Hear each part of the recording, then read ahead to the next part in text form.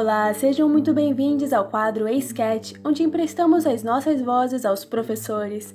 Hoje teremos a participação do professor Dr. Marcos Vinícius da Silva Longuinho. Marcos atualmente coordena os projetos de pesquisa A Sintaxe Verbal do Português Brasileiro, Verbos Funcionais, que estuda as propriedades sintáticas dos verbos funcionais do português brasileiro, tomando como base a teoria gerativa, e a modalidade nas línguas naturais, um estudo dos verbos modais, que objetiva identificar as formas morfológicas que faltam aos modais e entender por que tais formas constituem lacunas, avaliar sua natureza e sua estrutura sintática tomando como base a farta literatura a respeito dessas questões e investigar o papel dos fatores morfológicos e sintáticos na construção de leitura epistêmica e das leituras de raiz dos verbos modais. De suas publicações, destacaremos os artigos publicados na Revista de Estudos da Linguagem, a pragmaticalização de capaz em português brasileiro e a codificação da atitude do falante, que examina as propriedades das construções do português brasileiro com a expressão capaz, como capaz que a Maria viajou, e dependências morfossintáticas, a relação verbo auxiliar-forma nominal, em que analisa-se o fenômeno da dependência morfossintática por meio da ideia-chave do programa minimalista, de que a derivação das estruturas sintáticas é o resultado de manipulações de traços dos itens lexicais, obras que valem a pena conferir. Então, com vocês, Sketch, Ato 13.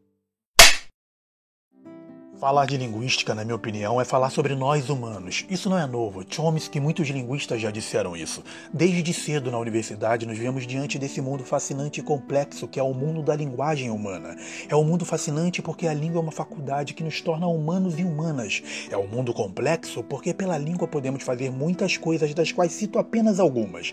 Manifestamos nossos pensamentos e nossos estados de alma, representamos socialmente a nós mesmos e aos outros, fabricamos ideologias, mantemos relações de poder ou as desmantelamos, fazemos guerra, lutamos pela paz e pela igualdade e muitas outras. Todas as esferas de nossa vida, desde as mais pessoais até as mais coletivas, passam pela relação com a língua e é justamente esse o nosso objeto de estudo e de trabalho. A língua de hoje, a de ontem, a de amanhã, a língua usada pelas pessoas em todos os lugares. Nosso país é um espaço plural no que se refere às línguas. Não existe apenas o português, há muitas línguas indígenas, há a língua de sinais brasileira, há a língua das comunidades quilombolas, há as línguas de herança. Como estudiosos da linguagem e das línguas, devemos respeitar cada uma dessas línguas e mostrar que todas elas são facetas do que é ser humano. Falar sobre a tarefa docente é, na minha visão, falar também de educação e de sociedade, pois um docente com formação em linguística ou letras, seja um professor de escola ou um professor universitário, nunca foi uma figura tão importante na sociedade como nos dias atuais. Dias marcados pela negação da ciência, pelo descrédito da reflexão e pela fácil fabricação e rápida disseminação de notícias falsas. Um docente com nossa formação, além de auxiliar alunos a refletir um pouco mais sobre si mesmos, os ajuda a adquirir uma visão reflexiva sobre o mundo e as verdades que se apresentam em um senso crítico acurado para lidar com as obliquidades e as dissimulações que se fazem por meio da linguagem.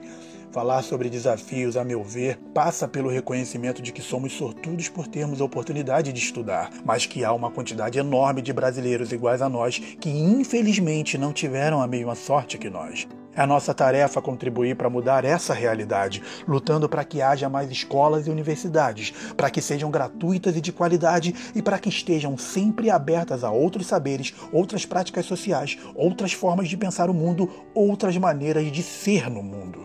Falar sobre sonhos? Pessoalmente, almejo 2. Um deles é o de, com o meu exemplo, poder inspirar outras pessoas a serem professores e se aventurarem nesse mundo maravilhoso que é o mundo da linguagem e de sua estrutura. Outro sonho é o de, com o meu trabalho, poder dar uma contribuição, por menor que seja, para diminuir as distâncias sociais entre as pessoas e dar a elas as mesmas condições de lutar por uma vida melhor. Esses dois sonhos constituem o fim básico de toda a pesquisa em qualquer área do conhecimento.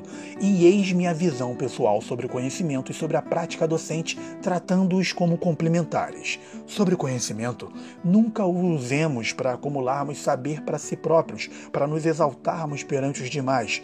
Nunca usemos nosso conhecimento para humilhar ou para diminuir as outras pessoas. Usado dessa forma, ele não serve para nada.